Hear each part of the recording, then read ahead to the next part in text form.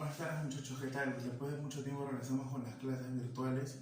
Estuve alejado un poco de los videos debido a que tuve algunos problemas, unas pérdidas familiares muy fuertes y recién me estoy recuperando. Vamos a generar ahora un ciclo repaso, vamos a hacer todas las semanas videos con unos 20 problemas resueltos a medida que hagamos como un repaso para los chicos que van a postular a la Universidad de San Marcos o los que van a postular a la Universidad de la UNI. Bueno, sin más, estaré colgando la hoja de problemas, dejaré un link para que lo descarguen y en breve vamos a empezar a resolver problema tras problema. Espero que me acompañes, que me puedas dar un like y que te inscribas al grupo de YouTube Química Pre para que siempre te enteres de todas las semanas, de todos los materiales que vamos a cargar, para que puedas dar un examen de admisión muy bueno. Muy bien, empezamos con el problema número 1. Nos dice lo siguiente: la configuración electrónica de un anión divalente es...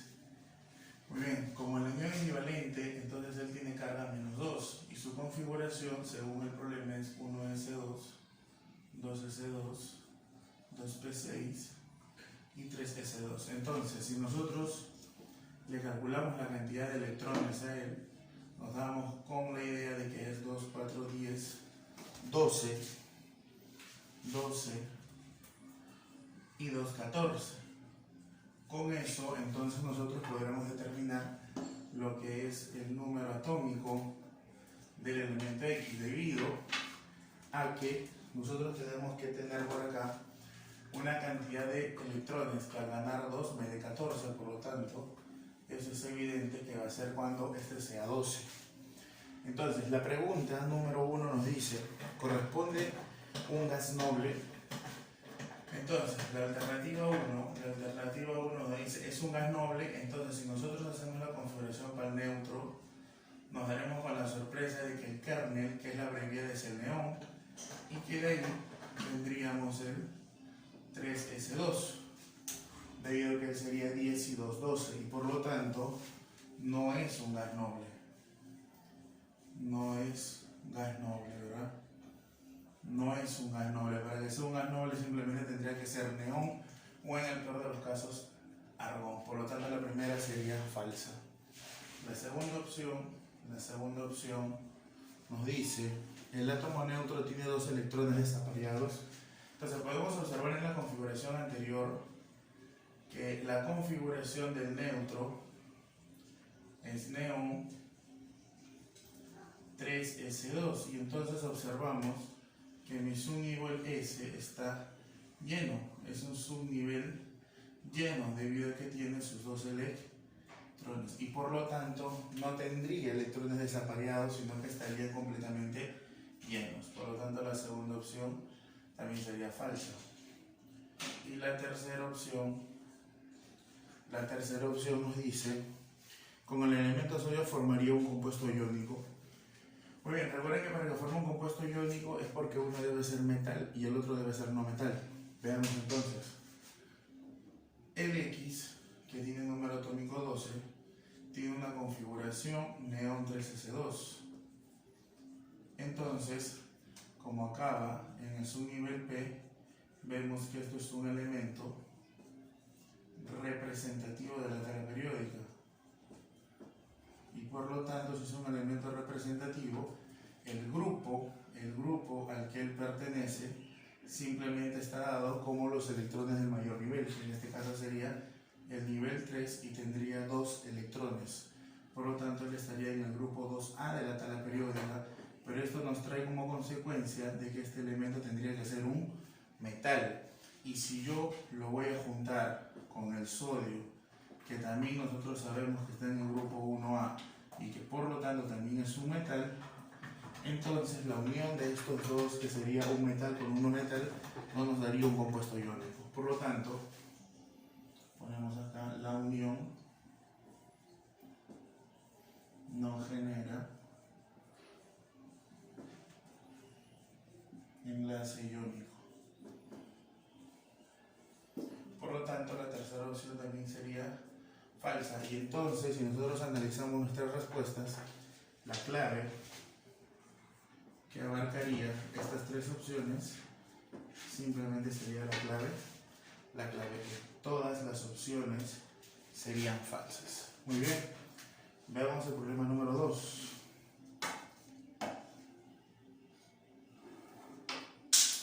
Veamos el problema número 2.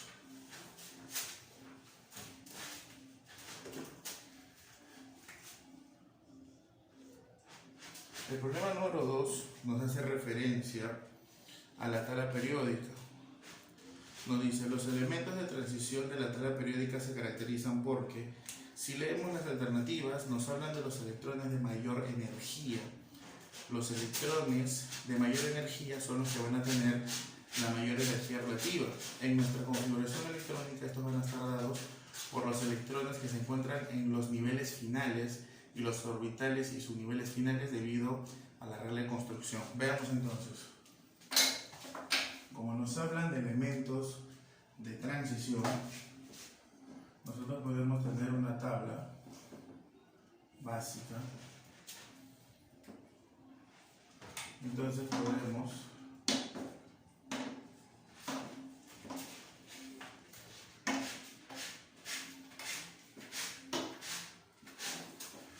tabla periódica, en qué parte se encontrarían nuestros elementos representativos. Los representativos están en los extremos, pero a nosotros nos hablan de los elementos de transición, que son estos que se encuentran en la parte central, estos de acá. Estos de acá. ¿Qué característica presentan ellos?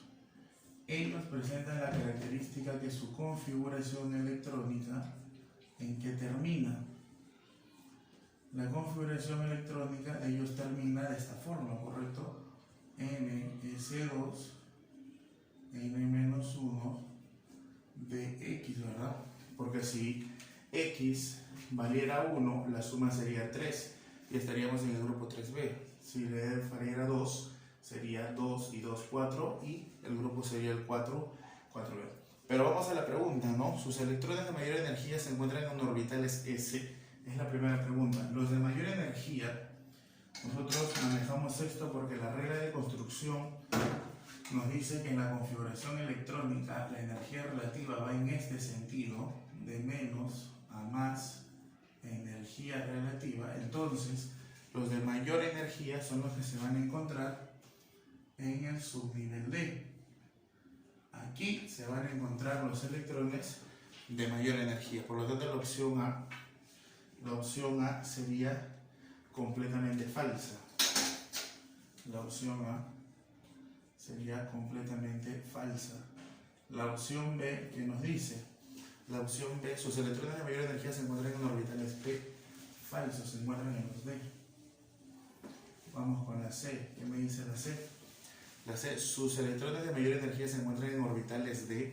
Correcto, ¿no es cierto? Esta vendría a ser nuestra respuesta, la letra C. Porque los de mayor energía se encuentran en el subnivel D. Y dentro del subnivel D, definitivamente están los orbitales del tipo D. Muy bien.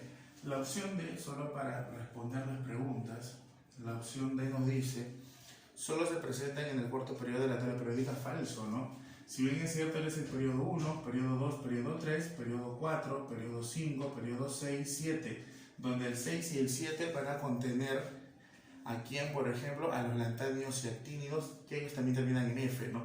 Pero solo son los que están en el grupo 3B, periodo 6 y 7. Muy bien, esto es falso, ¿no? Porque están también del grupo 4 hasta el 7. Y la última, bueno, acá tenemos 5 claves, sería son fuertemente no metálicos. Falso, ¿no? Falso, debido a que estos de acá van a ser metales. Ellos son metales. Muy bien, con eso nuestra alternativa sería la opción C. El problema número 3, que también es una pregunta teórica. El problema número 3, que también es una pregunta teórica, nos dice lo siguiente. Leamos. Indique cuál de las siguientes proposiciones es incorrecta. La letra A dice, el enlace entre el sodio y el cloro en el cloruro de sodio es naturaleza iónica. Muy bien. La opción A nos dice, si nosotros enlazamos al sodio, hacemos su configuración del sodio, él está en el grupo 1A, por lo tanto él es un metal. Y si enlazamos al cloro, que él está en el grupo 7A, nos daremos con la alternativa que es un no metal. Entonces, al unir al cloro con el sodio, definitivamente el enlace que nosotros vamos a generar es un enlace iónico, debido a que el sodio es un metal y que el cloro es un no metal. Por lo tanto, esta opción es verdadera. La letra B nos dice: en la molécula del agua existen dos pares de electrones no compartidos. Muy bien, cuando nosotros hacemos la estructura del agua, tú ya conoces bien la estructura del agua, lo ves hasta en biología. La estructura del agua tiene esta forma. Y entonces nosotros podemos observar que por cada molécula de agua, por aquí hay un par libre y por aquí hay otro par libre. Conclusión, aquí hay dos par de electrones libres, ¿no? Electrones que no llegaron a formar enlace. Verdadero, pero estos pares de electrones tienen características muy importantes porque, por ejemplo, ellos son los que hacen que la molécula sea polar, ¿no es cierto? La C, los compuestos iónicos sólidos, cuando están fundidos, no conducen la corriente eléctrica. Esa es la alternativa falsa. Cuando están fundidos, los compuestos iónicos, cuando están fundidos, conducen la corriente eléctrica, ¿no? Las sustancias iónicas, cuando están fundidas o en agua, se llaman solución acuosa, son buenos conductores de la corriente. Son buenos conductores de la corriente. Es más, ese es el motivo por el cual el agua potable conduce la corriente, ya que el agua contiene iones o sales y por lo tanto hace que todo el sistema acuoso sea conductor de la corriente. Nuestra alternativa sería entonces la letra C, porque nos piden la falsa. Muy bien, solo para terminar, la D nos dice: en la molécula de flúor, los átomos de flúor forman enlace covalente. Verdadero, ¿no? Verdadero. En el flúor 2, como los dos son no metales, entonces el enlace que se va a tener que generar es un enlace por compartición de electrones, en donde el enlace va a ser de naturaleza covalente. En la molécula de amoníaco hay 3 enlaces covalentes, entonces para terminar esta parte, eso también sería verdadero.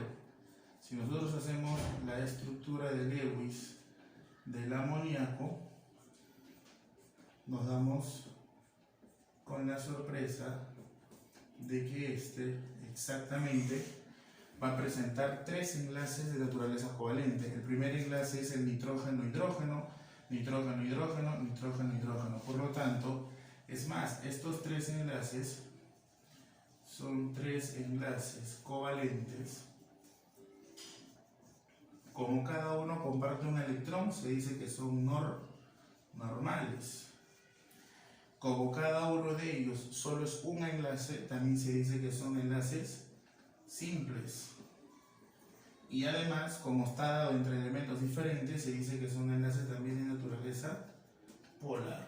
Por lo tanto, la última opción sería verdadera. Con esta nuestra clave sería la letra C. Muy bien.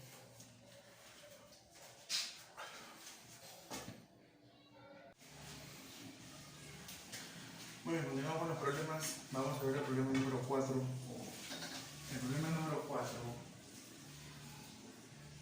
nos dice lo siguiente: no es un problema de teoría. En los últimos exámenes de admisión de San Marcos había teoría, así que bueno, es un verdadero y falso. Nos dice: 1. Los sólidos con enlace iónico son buenos conductores de la electricidad. Entonces, justo en el problema anterior habíamos conversado de eso, ¿no? Esto es falso. ¿Por qué es falso? Porque las sustancias iónicas solo conducen la corriente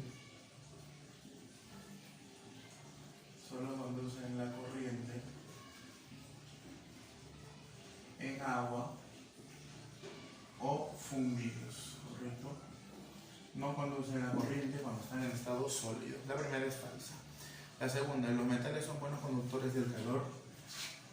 La segunda alternativa es verdadero, ¿no? Una característica importante de los metales es que estos conducen el calor, ¿no? Por ejemplo, ahora que ha pasado Navidad, cuando hicieron el pavo en el horno, si tú tocas la pared del horno está caliente. ¿Y por qué? Porque el metal es buen conductor del calor. Muy bien, verdadero. La 3 nos dice, los compuestos con enlace covalente poseen bajos puntos de fusión y ebullición. Esa alternativa es verdadera, ¿no? Las sustancias covalentes se caracterizan porque presentan bajas temperaturas de fusión.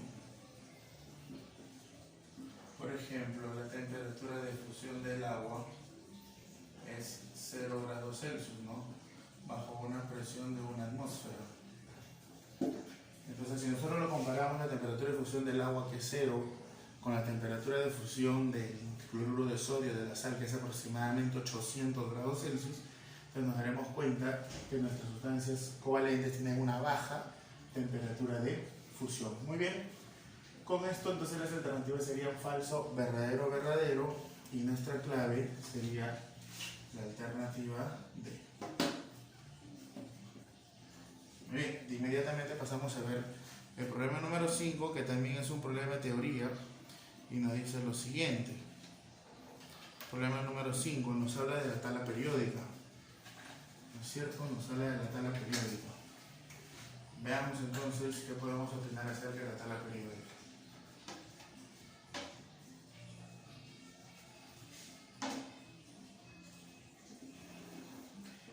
Bien.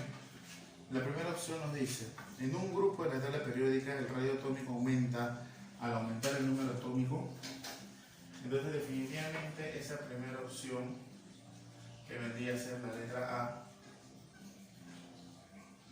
automáticamente es falsa, ¿no? En la tabla periódica, bueno, imaginemos que este rectángulo que voy a dibujar es mi tabla periódica. Imaginemos que esto es mi tabla periódica.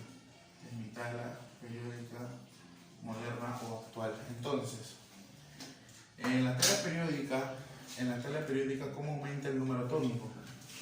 El número atómico va de izquierda a derecha y en un grupo va apuntando hacia abajo.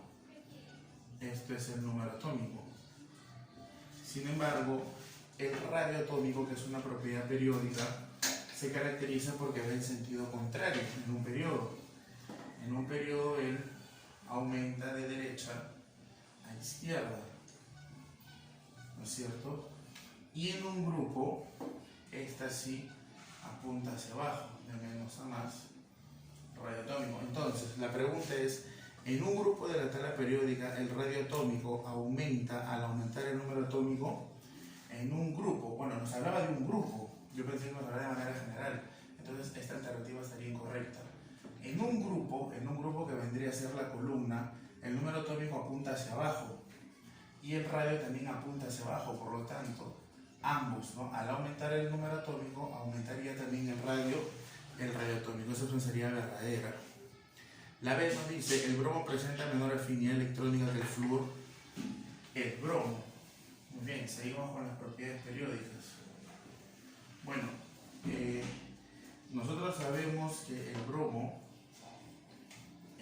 y el flúor ambos se encuentran en el grupo 7A de la tabla periódica, son halógenos. Flúor, cloro, bromo y yodo. Entonces, la afinidad electrónica es una propiedad que aumenta en este sentido, ¿no? Afinidad electrónica. Nos preguntan, ¿quién tiene mayor afinidad electrónica? El bromo presenta menor afinidad electrónica que el flúor. El bromo presenta menor afinidad electrónica que el flúor. Esa opción es verdadera también. Exacto. Como una observación, si nosotros nos preguntamos cuál es el elemento que tiene mayor afinidad electrónica en la tabla periódica, encontraremos que el elemento que tiene mayor afinidad en la tabla periódica es el cloro, ¿ok? No es el flúor, ¿no? Pero solamente en este caso, como estamos comparando flúor y bromo, diremos que el flúor es el que tiene más afinidad electrónica que el bromo. Por lo tanto, esa opción es verdadera. La letra C que la puedo graficar por acá, la letra C nos dice lo siguiente. El cesio posee mayor potencial de ionización que el sodio. Bueno, el cesio y el sodio se encuentran en el grupo 1A. Definitivamente el sodio está primero y mucho después está el cesio. Entonces, la pregunta es directa. La pregunta nos dice acerca de la energía o potencial de ionización. Nosotros sabemos que en un grupo esta propiedad también aumenta de abajo hacia arriba. Energía de ionización. Y entonces podremos decir que el elemento que presenta mayor energía de ionización es el sodio y no el cesio. En la pregunta nos dice, ¿el cesio posee mayor potencial de ionización? Esa es la alternativa falsa, ¿no? Esta vendría a ser la alternativa falsa, porque en realidad el que presenta mayor energía de ionización es el sodio. Muy bien, la D nos dice, solo para terminar esto, el cloro presenta mayor electronegatividad que el potasio. Esa opción también es verdadera. Esa opción también es verdadera. Esa opción también es verdadera. Debido a que nosotros también conocemos más o menos cómo está la estructura de la tabla periódica. Imaginemos que esta es una tabla periódica moderna.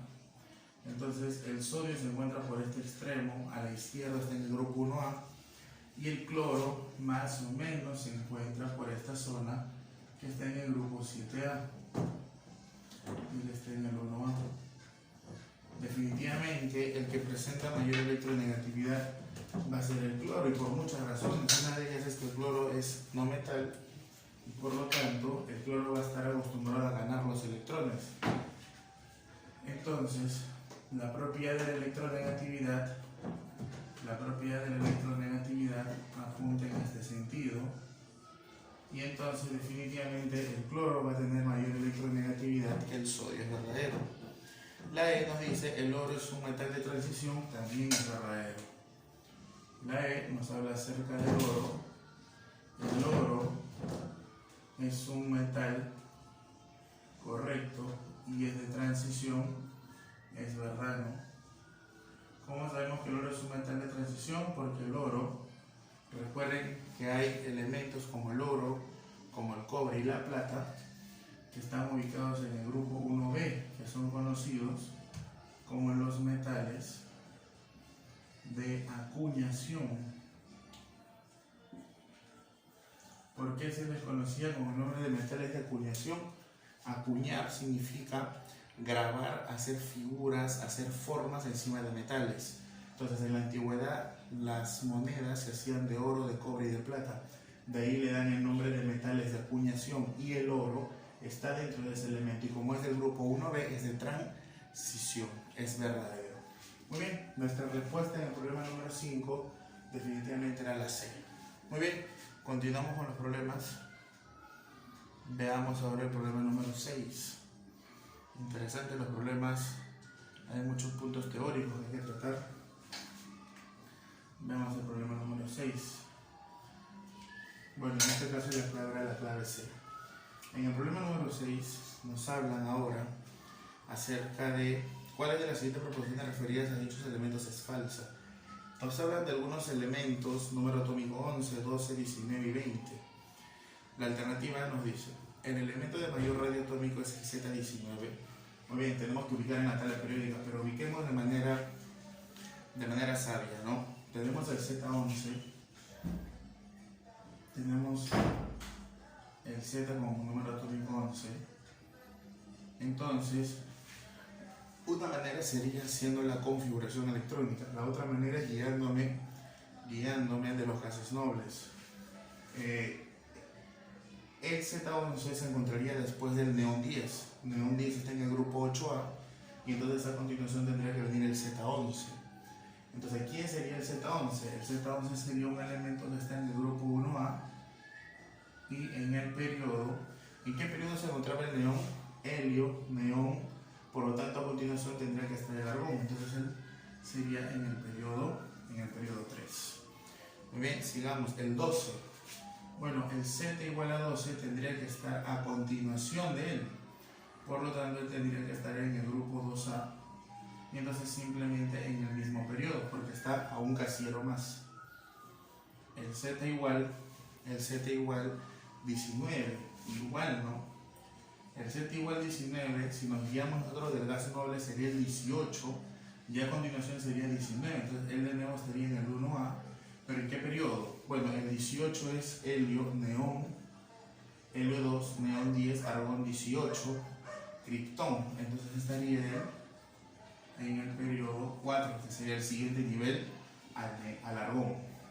Z19 y finalmente tenemos el Z20, que también sería un elemento que estaría al lado de él. Listo, ya está. Entonces, si nosotros a ellos los ubicamos en una tabla periódica, ¿qué podemos decir? Tenemos grupos 1 y 2. Entonces simplemente voy a graficar los periodos que yo requiero.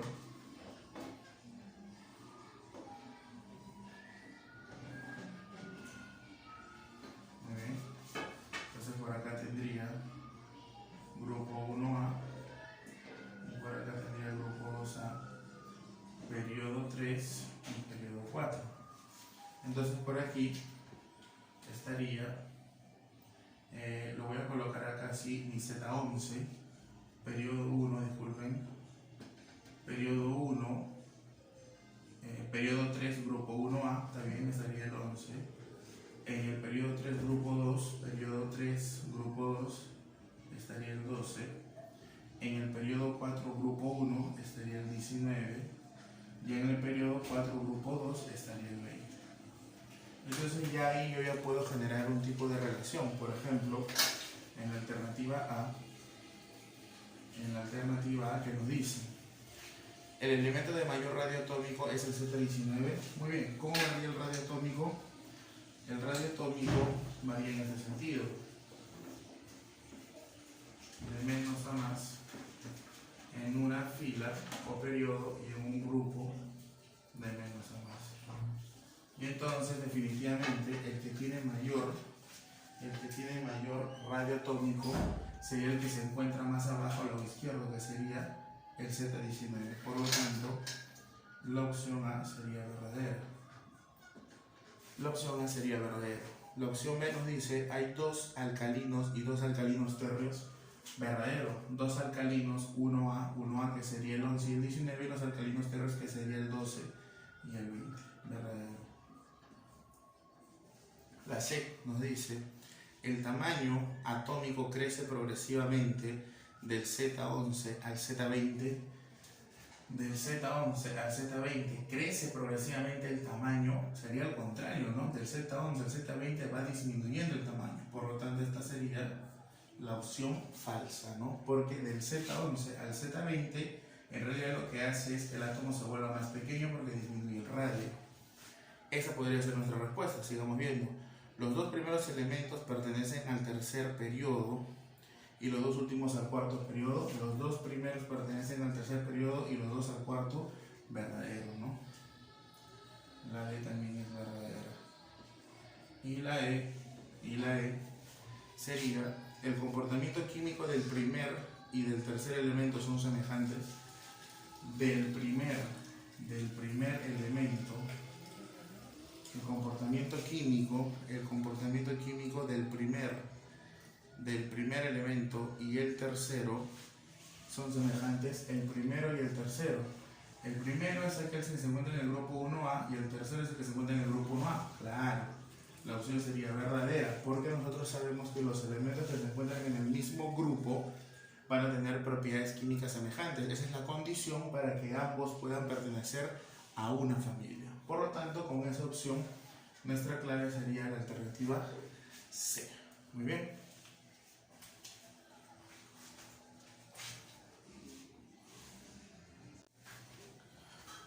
Muy bien, continuamos con el problema número 7. Nos dice, diga usted qué tipo de enlace químico existe en los compuestos.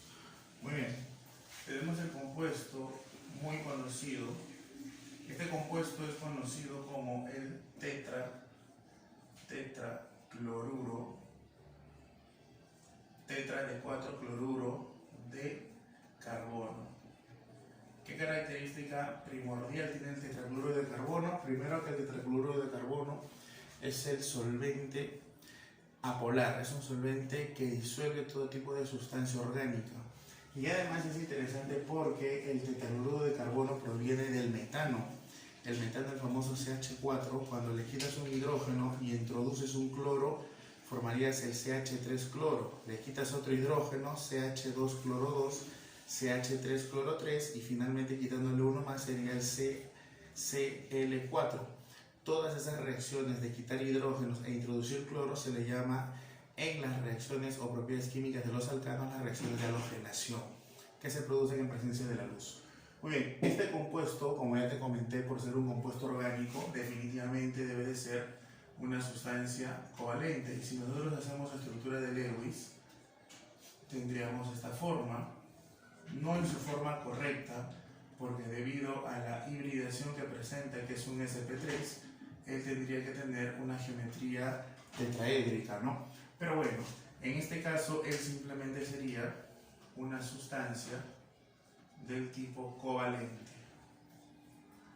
¿Por qué es una sustancia covalente? Primero, porque es una sustancia orgánica, tetracloruro de carbono, y segundo, porque es la unión entre dos no metales. Ahora, las alternativas nos hablan de covalente coordinado, covalente polar, covalente apolar, polar.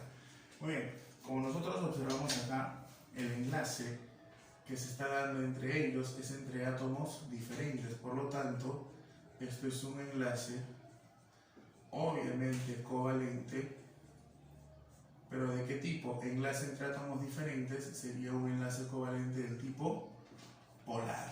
Enlace entre átomos diferentes, enlace polar. Y tenemos la siguiente, que es el bromuro de sodio. Bromuro, bromuro de sodio. El bromuro de sodio es una sal aloidea, ¿no? Una sal que proviene de la unión de un catión que proviene de un hidróxido, en este caso el hidróxido de sodio, y de un ácido hidráxido que proviene del ácido bromídrico, ¿no es cierto? Al juntar su catión sodio y su anión bromo formaría el bromuro de sodio. En este caso, la sustancia, por ser metal más no metal, entonces estaríamos hablando de una sustancia del tipo iónica. Muy bien. Y entonces nuestras alternativas con eso sería un enlace covalente polar, un enlace covalente polar y un enlace iónico. Por lo tanto, nuestra clave sería la letra E. Muy bien. Vamos con el problema número 8, que también es de teoría. Problema número 8, que nos dice lo siguiente. Señala verdadero o falso de las siguientes proposiciones. 1. Toda molécula que presente enlace covalente polar es una molécula polar. Eso es falso. Eso es falso. Definitivamente eso es falso. Cuando nosotros vemos el tema de polaridad de moléculas, que nos habla de molécula polar y molécula polar, la premisa con la que yo siempre arranco la clase es diciendo que el tipo de molécula nunca está asociado al tipo de enlace que presenta la molécula. ¿Qué quiero decir? Que si la molécula es polar, no necesariamente todos sus enlaces deben ser polares. O si la molécula es apolar, no todos sus enlaces deben ser apolares. Por lo tanto, nosotros cuando resolvemos un tipo de problema, no debemos de tener la concepción de que si la molécula es polar, todos sus enlaces son polares, ¿no? Entonces, definitivamente, la alternativa 1 que nos dice toda molécula que presente enlace covalente polar es una molécula polar, eso es falso, ¿no? Y como ejemplo lo tendríamos a él, ¿no es cierto? Como ejemplo lo tendríamos a él.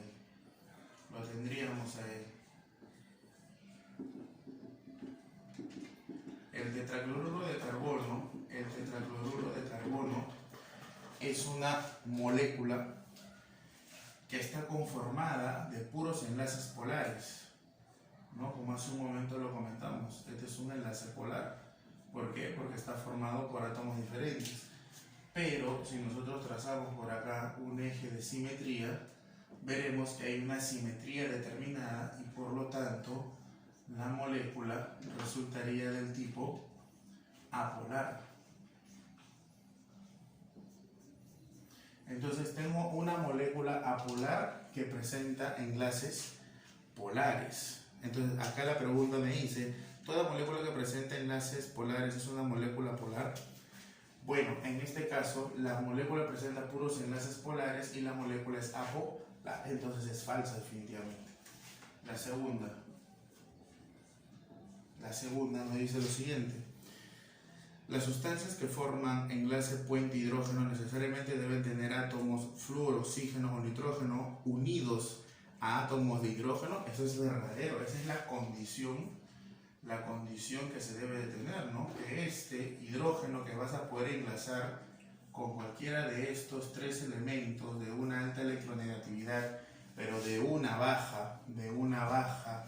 bajo tamaño, ellos también deberían de estar unidos necesariamente a hidrógenos. Por lo tanto dice, las sustancias que forman enlace puente hidrógeno necesariamente deben tener átomos de flúor, oxígeno y nitrógeno unidos a átomos de hidrógeno. Eso es verdadero, esa es la condición del enlace. Y la tercera y la última nos dice lo siguiente. La molécula de HCN, cianuro de hidrógeno, forma enlace puente hidrógeno. ¿Qué dicen? Si nosotros hacemos la estructura del HCN, es esta de acá. Entonces, generalmente, con lo que hemos visto arriba, acabamos de decir que primero que para que forme el puente hidrógeno, la molécula debe ser polar. Esa es una condición necesaria. En este caso, como no hay simetría, yo ya voy a deducir que esta es una molécula del tipo polar. Muy bien, no hay simetría, entonces podría tener puente hidrógeno. Ahora, la condición para que tenga puente hidrógeno es esta, ¿no? Que el flúor, oxígeno y hidrógeno debe estar unido al hidrógeno, pero acá vemos que el nitrógeno está unido al carbono y que el hidrógeno único que tenemos está unido al carbono. Por lo tanto, no hay posición en que se cumpla esta condición. Por lo tanto, no se va a tener puente hidrógeno. La alternativa nos dice, la molécula de HCN forma puente hidrógeno falso. Muy bien, entonces nuestras alternativas serían falso, verdadero, falso. Y la clave entonces sería la letra C. Muy bien.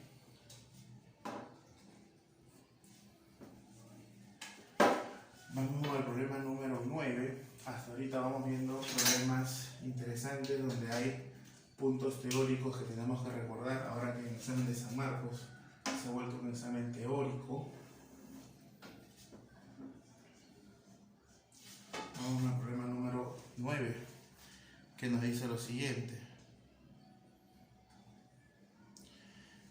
¿En cuáles de las siguientes sustancias se produce la fuerza intermolecular puente hidrógeno? Muy bien, justo conversamos del puente hidrógeno. Entonces recordemos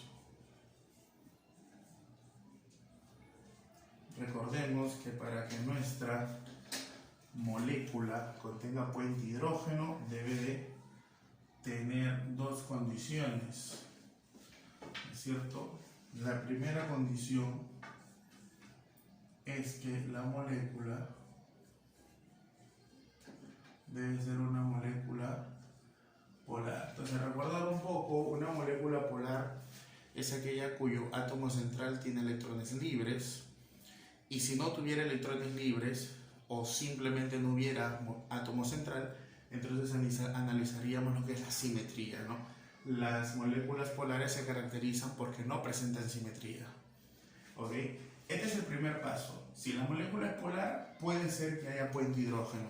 Si la molécula no es polar, definitivamente no hay puente hidrógeno. Y el segundo caso sería justamente el que analizamos por acá, que el hidrógeno debe ser capaz de poder formar una interacción con cualquiera de ellos tres, pero que estos tres a su vez necesariamente deben estar enlazados con el hidrógeno. Si eso sucede, podríamos decir que hay puente hidrógeno. Muy bien. En este caso tenemos 4 alternativas. En la primera nos dan el HCl. El HCl tiene una estructura que es de esta forma. De inmediatamente yo puedo decir que no hay puente hidrógeno porque ni siquiera aparece el FON. No hay flúor, oxígeno y nitrógeno, por lo tanto no hay puente hidrógeno, a pesar de que es polar. Como la molécula es polar debido a que no hay simetría, entonces podríamos decir que hay fuerza de London y que hay dipolo-dipolo, pero no hay puente hidrógeno. Tenemos el alcohol, ¿no? Tenemos el metanol. Bueno, el metanol, por las características que él presenta,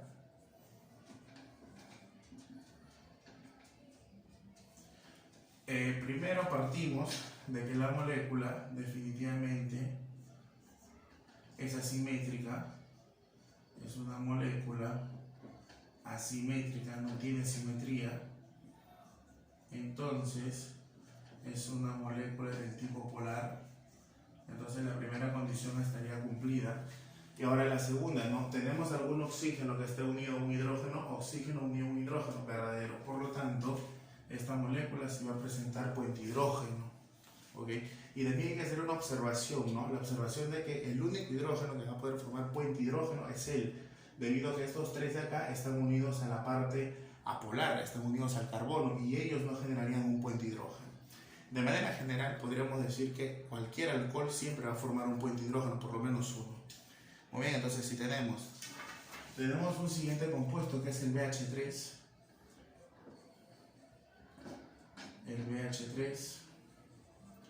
y aquí también directamente podremos decir que no va a haber puente hidrógeno porque a pesar de que tenemos hidrógeno no tenemos ni el FON, entonces definitivamente no va a haber. Esta es la tercera. La cuarta que sería el amoníaco. Si yo le hago la estructura del amoníaco, el amoníaco presenta esta forma, en donde el hecho de que esta estructura tenga electrones libres en el átomo central hacen de que automáticamente esta sea una molécula del tipo polar y por lo tanto ya estaría completada la primera condición. Nos faltaría si hay algún FON que está unido al hidrógeno y es evidente, tenemos el nitrógeno unido al hidrógeno, entonces aquí definitivamente va a haber puente hidrógeno. Y tenemos una última opción, que es la del peróxido de hidrógeno. El peróxido de hidrógeno. Si nosotros hacemos la estructura del peróxido de hidrógeno, más o menos es algo así.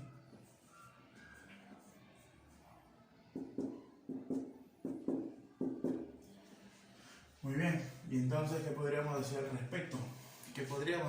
La pregunta era quiénes tienen puente hidrógeno. Hasta ahorita vamos teniendo con la 2 y la 4. Por lo tanto, ¿cuál sería nuestra respuesta? Muy bien. El peróxido de hidrógeno tiene esta estructura. Por lo tanto, si nosotros tratamos de analizar de alguna manera la polaridad, diremos que es una molécula polar o apolar, ¿no es cierto? De repente de esta manera no lo puedo ver bien porque en realidad tiene una hibridación 1, 2, 3, 4 que vendría a ser un sp3 con dos pares libres, más o menos la estructura de ellos es algo así, ¿no es cierto? Por aquí están los oxígenos y más o menos por aquí están los hidrógenos, ¿no es cierto? 2, 4, 6, 8, 2, 4, 6, 8. Por lo tanto, a simple vista, esto sería una molécula del tipo polar.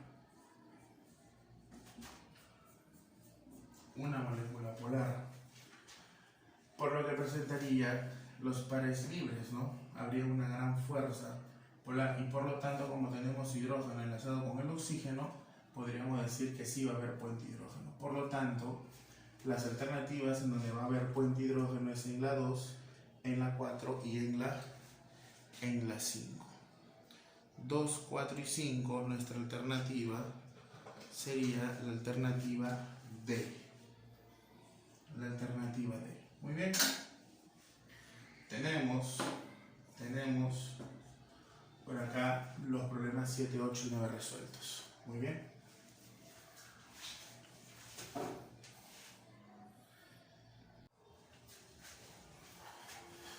Muy bien, el problema número 10 nos dice cuál es la molécula apolar. En la letra A tenemos al sulfuro de hidrógeno. Si nosotros hacemos su estructura de él, es muy parecida a un elemento que ustedes conocen. Tú dirás, ¿no? ¿Cómo puedo hacer la estructura tan rápida? Bueno, en realidad, si tú recordarás, hay alguien que se aparece, que es él. ¿No es cierto? Ambos tienen dos hidrógenos y el azufre y el oxígeno, ambos están ubicados en el grupo 6A de la tabla periódica. Por lo tanto, ambos elementos van a tener la misma estructura de Lewis. Entonces, si yo conozco la estructura del agua, automáticamente puedo construir la estructura del monóxido de hidrógeno, o también conocido como sulfuro de hidrógeno.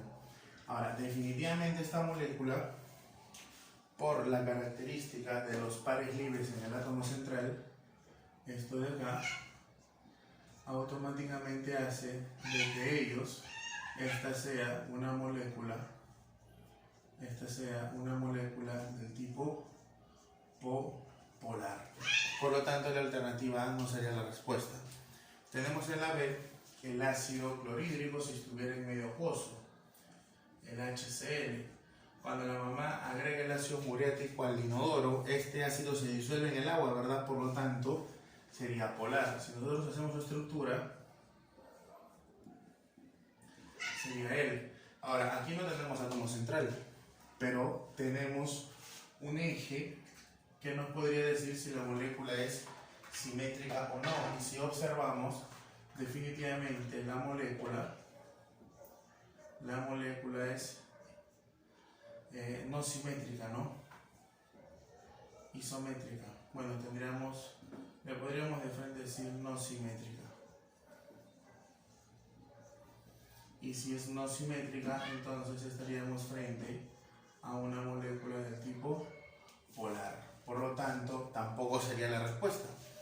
Tenemos el amoníaco. Bueno, en el caso anterior, en el problema anterior, hablamos acerca del amoníaco, incluso dijimos que tenía puente hidrógeno, y era porque el amoníaco más o menos presentaba esta forma. Y entonces, al igual que en el caso 1, él presenta electrones libres, y por lo tanto esta se convertiría en una molécula del tipo polar, ¿no? En donde se convertiría en una molécula polar debido a los electrones libres en el átomo central. La D nos habla del dióxido de carbono. Bueno, esta de acá es evidente que no va a ser una molécula, del tipo polar, debido a que cuando nosotros tomamos una bebida gaseosa, ni bien abrimos la chapa, el primero que escapa es el dióxido de carbono. Entonces eso significa de que al dióxido de carbono no le gusta estar con el agua, por lo tanto no es polar. Y esto se puede corroborar si nosotros hacemos su estructura de Lewis, que sería de esta manera. En este caso tenemos un átomo central. Este átomo central no presenta electrones libres, pero eso no es condición necesaria o excluyente para decir que es apolar, sino que tendríamos que estudiar su simetría. En el caso de la simetría, si nosotros trazamos un eje simétrico, observaremos que va a haber una simetría determinada, y por lo tanto diremos que esto es una molécula del tipo simétrica, y por ser una molécula simétrica, entonces estaríamos frente a una molécula del tipo apolar, y con esta condición nuestra respuesta sería el problema D. Muy bien, veamos la siguiente condición. La siguiente condición nos habla del peróxido de hidrógeno, que en el caso anterior también lo estudiamos, ¿verdad? En el caso anterior estudiamos el peróxido de hidrógeno y comentamos acerca de su estructura, ¿no es cierto? Y en realidad comentamos que él era una molécula del tipo polar. Por lo tanto, con eso, nuestra clave sería la alternativa D, que es una molécula muy conocida, ¿no? Es muy conocida, es el dióxido de carbono. Muy bien. Veamos el problema número 11.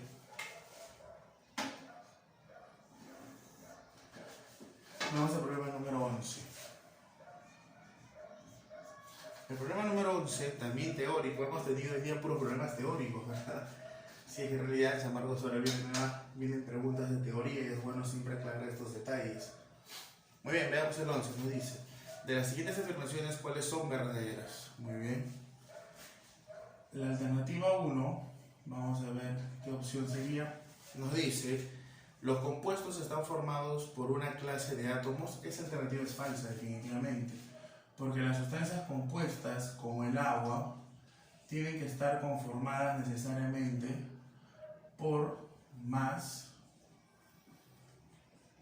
de 2 elementos, pero estos definitivamente tienen que ser diferentes. Definitivamente tienen que ser diferentes. Si nosotros solamente tenemos 2 átomos iguales, como el caso del oxígeno, esto sería una sustancia del tipo elemental. Recuerda que para que sea compuesto es porque tiene más de un elemento y estos tienen que ser diferentes. La primera es falsa, ¿verdad? Muy bien, falsa. La segunda nos dice: un compuesto tiene composición constante y definida. Eso es verdadero. Eso es verdadero. ¿Por qué? Porque un compuesto es una sustancia, ¿no? Recuerda que la sustancia tiene 2 características: composición definida y obviamente constante. Esta característica de la composición definida es la más importante porque es la que la diferencia de una mezcla. Recuerda que la materia está conformada por sustancia o por mezcla. Sustancia tiene composición definida y como consecuencia tiene fórmula. La mezcla no tiene composición definida y por eso es que las mezclas no presentan fórmula.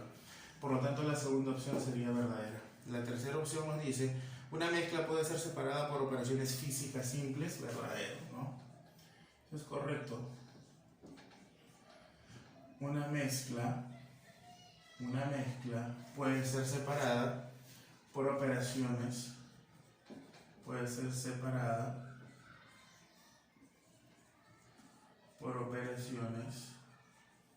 físicas. Por ejemplo, ¿cuáles? Por ejemplo, puede ser filtración, decantación, centrifugación, destilación, evaporación, tamizado, que son operaciones físicas. Por lo tanto, nuestras claves serían falso, verdadero, verdadero. En el caso de nosotros nos pedían solo las verdaderas, por lo tanto solo sería 2 y 3. Con eso nuestra clave sería la letra E. Muy bien, el problema número 12. El problema número 12 nos dice lo siguiente: señala el estado de oxidación positivo de cada uno de los siguientes compuestos respectivamente. Muy bien, solamente nos pide el lado positivo. Nos da 3 elementos. Nos da el óxido férrico, ¿no es cierto? También nos da el dióxido de carbono y finalmente nos da el amoníaco. La pregunta es directa y solamente nos dice que quiere el estado de oxidación positivo. Muy bien, entonces partamos por acá. Nosotros sabemos que el oxígeno en su mayoría de casos trabaja con el valor de -2. Conclusión: si él es -2, él es -6. Para que todo sea 0, porque esa es una condición, para que todo sea 0, él debería ser +6. Por lo tanto, como aquí hay 2, él tendría que tener el valor de +3. De la misma manera, el oxígeno por acá es -2, por lo tanto él es -4. Para que todo sea 0, para que todo el compuesto sea 0, Entonces necesariamente acá tendría que ser el valor de más 4. En este caso el hidrógeno, nosotros sabemos que en su mayoría de casos trabaja con más 1. Solo si es que el hidrógeno estuviera con un metal, trabajaría con el valor de menos 1. Pero vemos que el nitrógeno es un no metal. Por lo tanto no hay ningún problema, él sería más 1. En este caso, como él es más 1, lo voy a poner de color verde. En este caso, como él es más 1, justo esa es la carga que nosotros nos piden, ¿no? Porque nosotros nos piden la carga positiva. Pero solo para completar, como él es más 3, él tendría que ser el valor de menos 3. Por lo tanto, nuestras respuestas en este caso sería más 3, más 4 y más 1. Más 3, más 4 y más 1 nos daría la alternativa 6. Muy bien. Con eso tenemos definidos los problemas 10, 11 y 12. Vamos a ver el problema número 13. El problema número 13.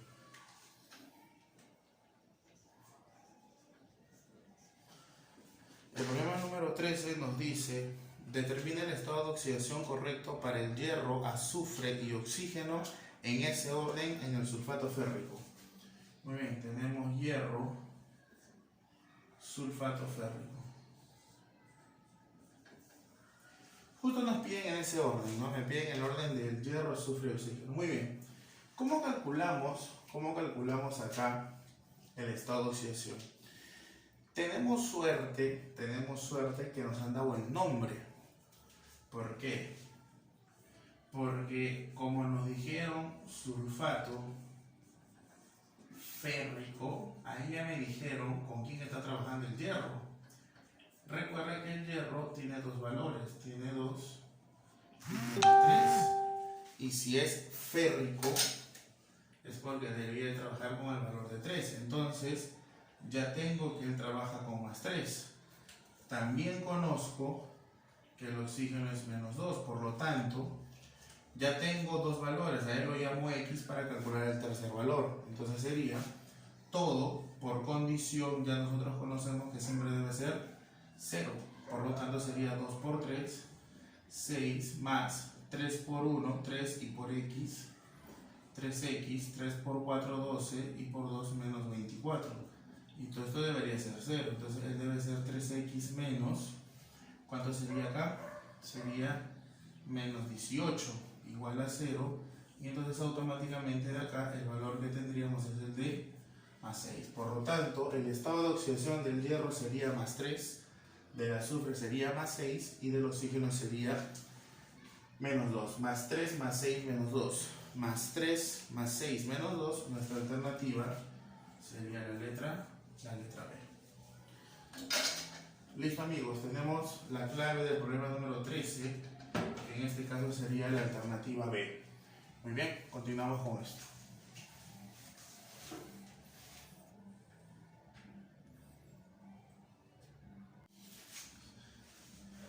Listo, muchachos, vamos al problema número 14. La opción 14 nos dice lo siguiente: señale verdadero o falso de las siguientes proposiciones. Son óxidos ácidos. Muy bien, recuerden que un óxido ácido va a ser la unión de un no metal con el oxígeno. Entonces, nosotros observamos en nuestras claves, tenemos dióxido de azufre, el sí no tiene ningún problema, oxígeno con no metal. Tenemos dióxido de carbono, también no hay ningún problema, pero en la tercera opción tenemos el óxido de calcio, y acá sí tenemos un gran problema, ¿no? Porque él vendría a ser un metal que está con el oxígeno, por lo tanto él sería un óxido básico. Conclusión: esta opción sería falsa. La opción número 2, ¿qué nos dice? La opción número 2 nos dice lo siguiente: el bario con el oxígeno forma un óxido básico. El bario con el oxígeno forma un óxido básico, y la respuesta sería correcta porque él es un metal. Metal más oxígeno, esto me daría lo que se conoce como un óxido del tipo básico. Y entonces esta opción sería verdadera. La tercera opción nos dice: todos los óxidos se combinan con el agua formando hidróxido verdadero, ¿no? La condición es que tengamos un óxido, pero ojo, debe ser un óxido básico. Un óxido básico con un agua, esto de aquí es lo que me genera un hidróxido. Y entonces, óxido básico más agua me da un hidróxido. Pero la condición del problema nos dice todos los óxidos, la alternativa sería falsa. Porque si nosotros tendríamos un óxido, del tipo ácido, y esto yo lo junto con agua, entonces aquí formaría lo que es un ácido, especialmente oxácido. Y entonces no todos los óxidos me van a generar hidróxidos, tendría que ser exactamente un óxido básico. Por lo tanto, la alternativa sería falso, verdadero, falso. Falso, verdadero, falso. Nuestra clave sería la alternativa D. Muy bien.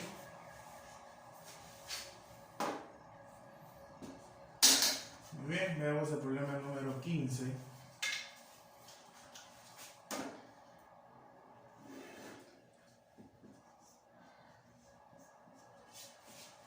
El problema número 15 nos dice lo siguiente. Es una pregunta también de teoría. ¿Qué nombre no corresponde a las fórmulas de las sustancias propuestas? Muy bien, tenemos la letra A. Y en este caso tenemos cobre y yodo 2. Muy bien, el nombre que nos han presentado es un nombre stock. Ellos dos provienen, este 2 viene del cobre más 2, más el yodo menos 1. Esto de acá se conoce como el nombre del ion yoduro. Yoduro porque proviene del ácido yorhídrico.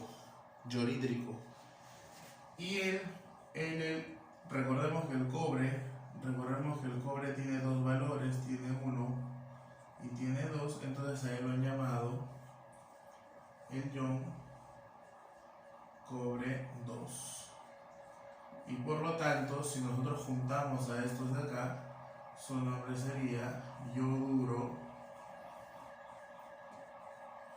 de cobre 2. Y por lo tanto, la primera opción parecería que es verdad, porque estaría trabajando con la opción correcta. La letra B. La letra B, sin embargo, nos dice lo siguiente. KH2PO4. Muy bien, ¿cómo nombramos a él?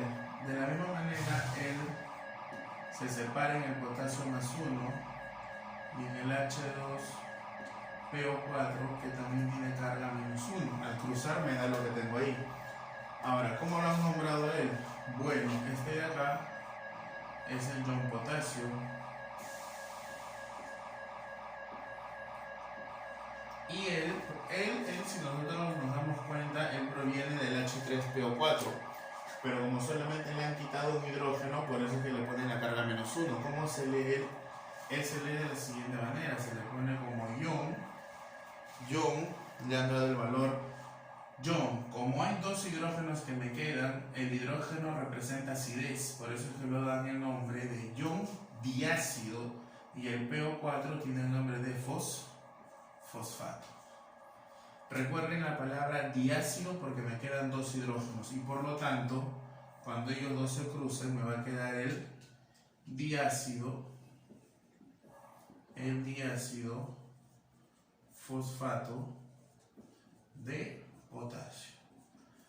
Comparemos con lo que nos han comentado en la alternativa. Fosfato diácido de potasio es verdadero. Es verdadero. La C nos dice NH4ClO3. NH4ClO3. Entonces él también proviene de la unión del NH4 más el ClO3 con carga menos 1. Bueno, él recibe el nombre de ion amonio.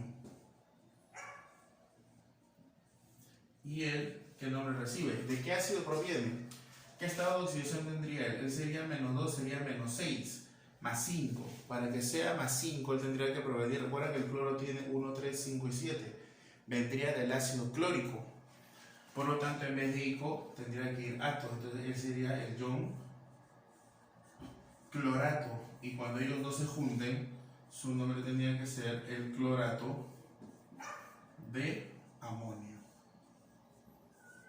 Muy bien. Recuerden que él está trabajando con el valor de más 5. Por lo tanto, sería clórico clorato. Eso nos dice clorato de amonio es verdadero, ¿no? Y la D, verdadero también. La D nos habla del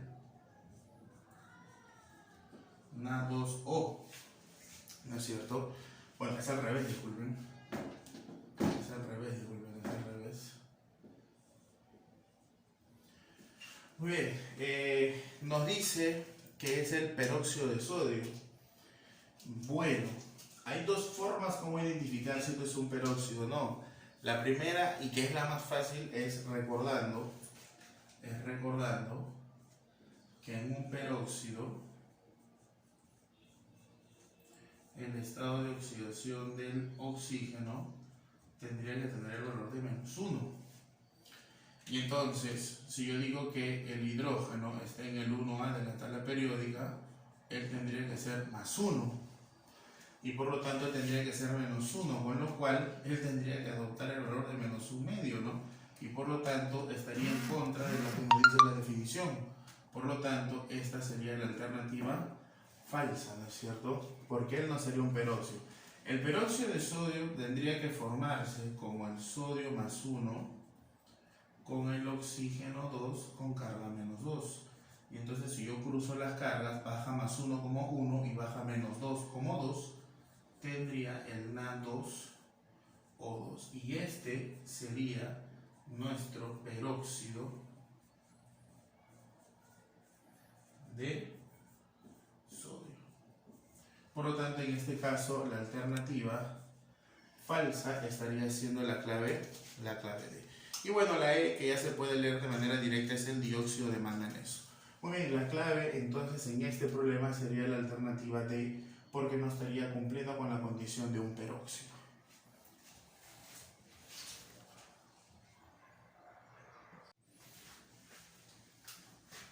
Bueno, en el problema número 16 nos dicen, señala la proporción incorrecta. 1. En la desintegración radiactiva del uranio 235 Z92 se emiten radiaciones alfa y gamma. Bueno, nosotros sabemos que eso es verdad, que en radiaciones electromagnéticas podemos liberar radiaciones alfa, beta o gamma, ¿no? La 2 nos dice, la radiación gamma se desvía mediante la aplicación de campos eléctricos o magnéticos. Eso es falso. ¿Por qué? Porque recuerden que la radiación gamma es netamente energía y por lo tanto la energía no puede ser desviada ni por un campo positivo ni negativo. Y la tercera nos dice, las radiaciones beta son más penetrantes que las radiaciones alfa. Eso es verdadero, ¿no? Eso de ahí es verdadero. Hay un orden, ¿no? El alfa, el beta y el gamma. Ahí tenemos el poder de penetración, ¿no es cierto? Mayor poder de penetración. Verdadero. Y la cuarta nos dice, las radiaciones alfa son de mayor masa que las radiaciones beta. Eso es verdadero. ¿Por qué? Porque recuerden que la alfa en realidad es helio 2, 4, ¿no? Que está conformada por 2 protones y que está conformada por 2 neutrones, que son las partículas más pesadas. Mientras la radiación beta simplemente está conformada por un electrón y esta es la partícula más liviana. Entonces definitivamente las partículas alfa van a tener mayor masa. Por lo tanto, en el problema nos piden simplemente la incorrecta. La incorrecta sería solamente la opción número 2. Con eso nuestra clave sería la letra B. Muy bien, el problema número 17 nos dice lo siguiente. El problema número 17, vamos avanzando con un poco más de problemas de teoría, nos dice lo siguiente. Tenemos problemas de números cuánticos. ¿Verdadero o falso? El giro del electrón sobre su eje está representado por el número cuántico L. Eso es falso, ¿no? La primera opción es falsa. El número cuántico que a mí me dé el giro es el que se conoce como el m sub s, que es el número cuántico es spin, ¿no? Él es el que me da el giro del electrón sobre su eje imaginario. Recuerden que el electrón es una partícula negativa que presenta carga, por lo tanto cuando el electrón se mueva, lo que me va a generar es un campo magnético, que en este sentido, aplicando la regla de la mano derecha, estaríamos diciendo que él va a tener un sentido antihorario y que además, como él va a tener esta dirección, él va a tener el comportamiento de un imán de norte a sur, ¿no? Por lo tanto, el que me representa a mí el giro del electrón es el número cuántico spin, ¿no es cierto? Entonces esa alternativa sería falsa. Seguimos con nuestro problema. Veamos la opción número 2, el cual nos dice lo siguiente. Nos dice, el número cuántico n puede tener solamente dos valores. Eso es falso, ¿verdad? Eso es falso. El número cuántico, en este caso principal, que es el que representa n, nosotros sabemos que puede tener, si este es mi núcleo, él puede tener el valor de 1, 2, 3, 4 y así hasta el infinito. El valor que toma más un medio menos un medio es el spin, ¿no? Que en este caso, como apunta hacia arriba, le dimos el opuesto que tiene el valor de más un medio. La segunda opción es falsa, ¿no? Y la tercera dice, los valores que puede tomar el número cuántico m sub l es independiente del valor del número cuántico l. Eso es falso, porque nosotros sabemos que el número cuántico m sub l va a tomar de valores desde menos l pasando por 0 hasta más l, ¿no? Y obviamente si nosotros queremos calcular el número de valores que él adopte, incluso sería el valor de 2l más 1. Por lo tanto no puede ser independiente, al contrario, es dependiente. Las tres alternativas vendrían a ser falsas y con eso nuestra clave sería la letra E. Bien, veamos el problema número 18. El problema número 18 nos comenta también, bueno, por fin es para resolver. Dice, determinar el número atómico del elemento químico que tiene un solo electrón en el subnivel de mayor energía de la capa N. Muy bien, el nivel N puede tener que subniveles 0, 1 y 2, porque va hasta el valor de n-1, lo cual sería S, P y D. Entonces, la conclusión del problema es que en el nivel 3 solamente debe haber un electrón en el subnivel B, debido a que la energía va en este sentido, ¿no? La energía va en este sentido. El problema nos dice determinar el número atómico del elemento químico que tiene un solo electrón en el subnivel de mayor energía de la capa N.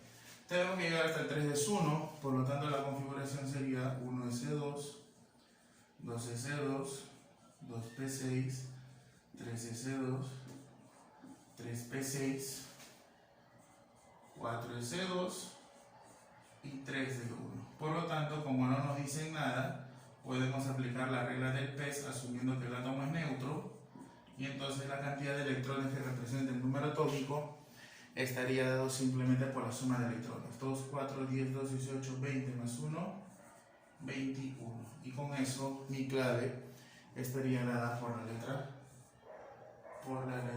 C. Bueno muchachos, solamente hemos podido resolver 19 problemas, espero que estos problemas los ayude. La siguiente semana estaremos colgando el repaso número 3, que van a ser problemas variados, así hasta la semana del examen de admisión de San Marcos. Espero que estos problemas te puedan ayudar a controlar un poco tus conocimientos, a mejorar el manejo de las herramientas que tienes. Te mando muchos saludos y bueno, si durante la transmisión escuchaste algún tipo de sonido, era porque por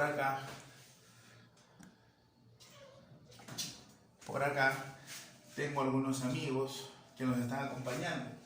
Por ejemplo, el día de hoy tenemos acá a uno de mis gatitos, que es el famoso Machicha. Así que te mando saludos, dale like, comparte y únete al grupo. Nos vemos, chao.